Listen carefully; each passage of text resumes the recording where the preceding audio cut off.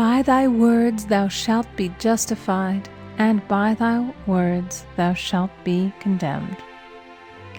A person knowing the power of the word becomes very careful of his conversation. He has only to watch the reaction of his words to know that they do not return void. Through his spoken word, man is continually making laws for himself.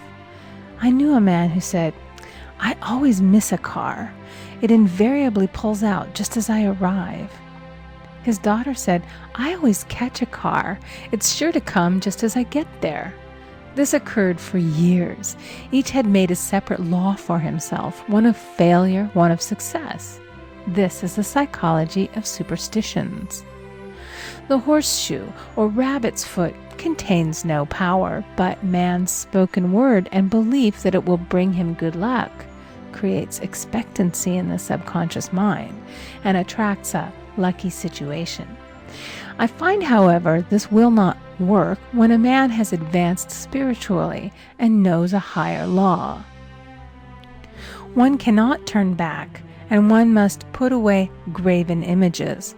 For example, 2 men in my class had had great success in business for several months, when suddenly everything went to smash. We tried to analyze the situation, and I found, instead of making their affirmations and looking to God for success and prosperity, they had each bought a lucky monkey.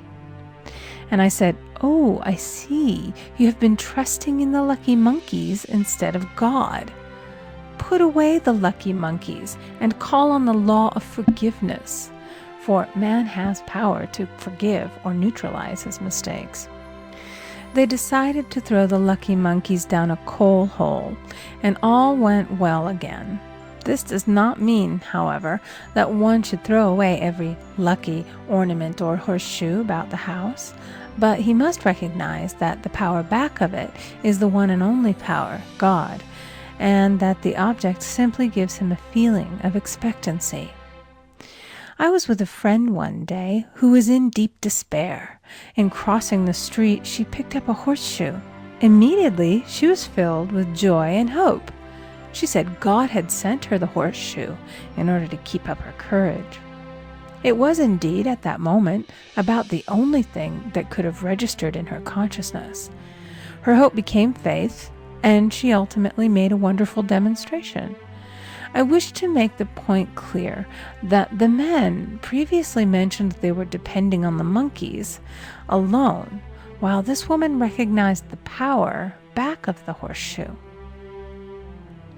I know in my own case it took a long while to get out of a belief that a certain thing brought disappointment.